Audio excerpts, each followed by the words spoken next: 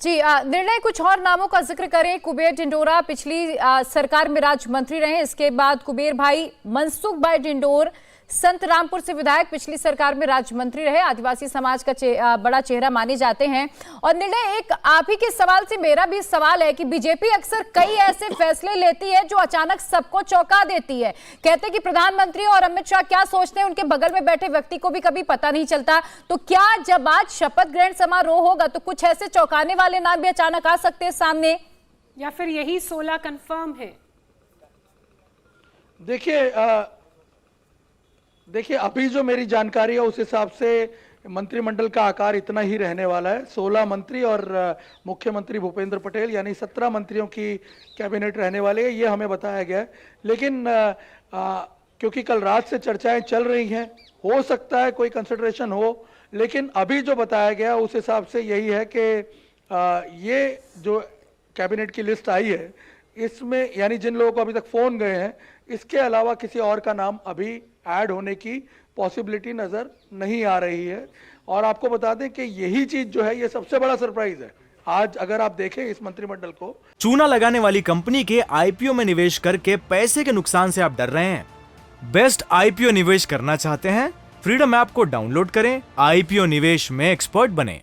कि इसमें किसी समीकरण का ध्यान नहीं रखा गया है, किसी प्रकार के रीजनल बैलेंस का ध्यान नहीं रखा गया। आप सोचिए, बनासकांठा, साबरकांठा, यहाँ से कोई मंत्री नहीं है।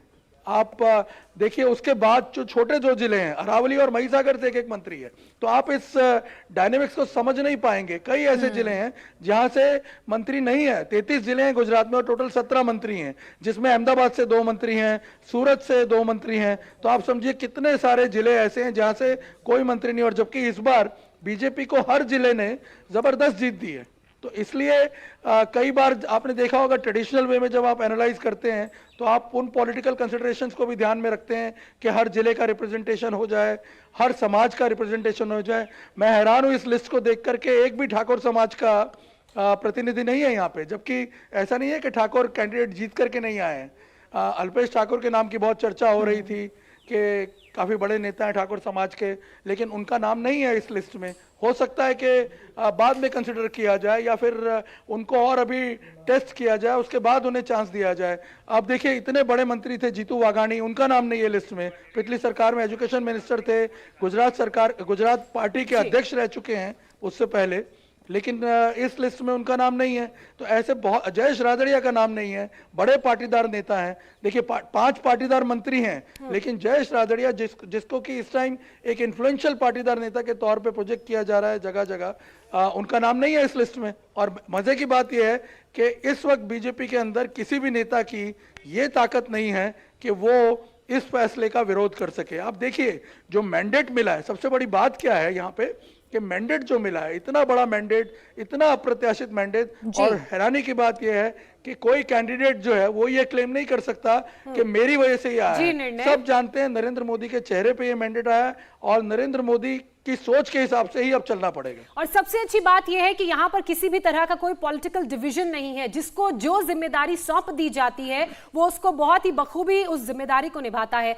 निर्णय, आप हमारे साथ जुड़े, आपने इन तमाम नामों के बारे में विस्तार से वो सारे फैक्टर, समीकरण समझाए जो इन्हें यहाँ तक लेकर आए हैं और आज ये मुख्यमंत्री के साथ शपथ ग्रहण करेंगे। हालांकि ये कम ही संभावना है कि कुछ और नए नामों को आज के शपथ ग्रहण कार्यक्रम में शामिल किया जाएगा। बहुत शुक्रिया। इसी बीच गांधीनगर के सचिवालय के हेलीपैड ग्राउंड में शपथ की तैयारियां लगभग पूरी हो चुकी हैं। हमारी सहयोगी गौनिका ने वहां से एक रिपोर्ट भेजी है, देखिए आप। भूपेंद्र पटेल दूसरी बार गुजरात के मुख्यमंत्री के तौर पर शपथ ले रहे हैं और उनके शपथ ग्रहण समारोह की तैयारी गुजरात के गांधीनगर में पूरी हो चुकी है। गांधीनगर के सचिवालय में इस वक्त हेलीपैड पर हम मौजूद हैं। हेलीपैड के इस पूरे ग्राउंड को पूरी तरह सजा दिया गया है। सामने आपको मंच दिखाई दे रहे हैं।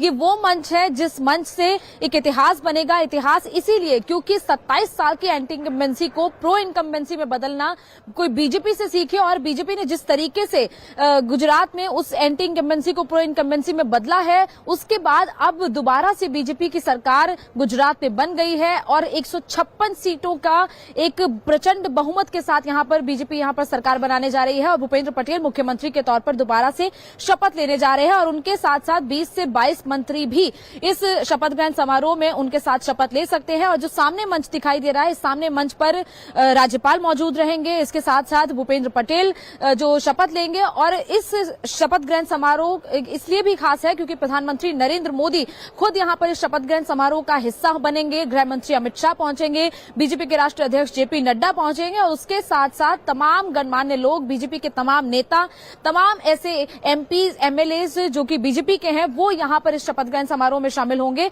3 मंच यहां पर बनाए गए हैं। एक मंच पर भूपेंद्र पटेल, राज्यपाल और तमाम जो गणमान्य लोग, प्रधानमंत्री मोदी, गृह मंत्री अमित शाह बैठेंगे और उसके साथ साथ जो बाकी के 2 मंच हैं आसपास के, वहां पर तमाम एमपीज एमएलएज और वीआईपीज, कई मंत्री वो यहां पर बैठेंगे। और इसीलिए इस शपथ ग्रहण समारोह के जरिए भी एक खास मैसेज भी बीजेपी के जरिए दिया जा रहा है कि बीजेपी जिस तरीके से 27 साल बाद भी बीजेपी ने गुजरात में दोबारा से अपनी सरकार बनाई है, ऐसे में बीजेपी अब की जड़ें किस तरीके से गुजरात में और ज्यादा मजबूत। चूना लगाने वाली कंपनी के आईपीओ में निवेश करके पैसे के नुकसान से आप डर रहे हैं?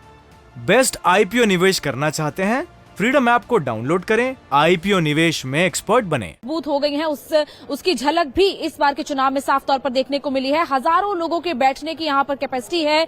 तमाम लोग जो कि वीआईपीज हैं, इसके अलावा आम लोग जो कि इस शपथ ग्रहण समारोह का हिस्सा बनना चाहते हैं, वो यहाँ पर बैठेंगे और उसके साथ उसके लिए सुरक्षा के भी कड़े इंतजाम कर दिए गए हैं। तमाम जो पुलिस फोर्सेज है वो यहाँ पर तैनात की गई है। इसके साथ साथ जो प्रधानमंत्री की सुरक्षा में एसपीजी तैनात होती है, वो भी कुछ देर में यहाँ पर पहुंचेगी और इस पूरे एरिया को टेक ओवर कर लेगी, क्योंकि इस तरीके के कार्यक्रम में खासतौर पर सुरक्षा को लेकर काफी ज्यादा ध्यान रखा जाता है। स्निफर डॉग की मदद से हर जगह पर चेकिंग की जा रही है। इसके साथ साथ तमाम टीम्स यहां पर सिक्योरिटी की वो पहुंच रही है ताकि सुरक्षा में किसी तरीके की चूक ना हो।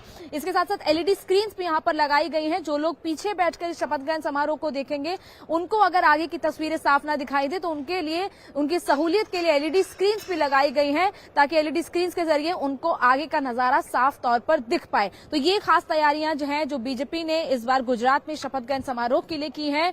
भूपेंद्र पटेल मुख्यमंत्री के तौर पर शपथ लेंगे और उनके साथ साथ 20 से 22 मंत्री भी इस शपथ ग्रहण समारोह में शपथ लेंगे।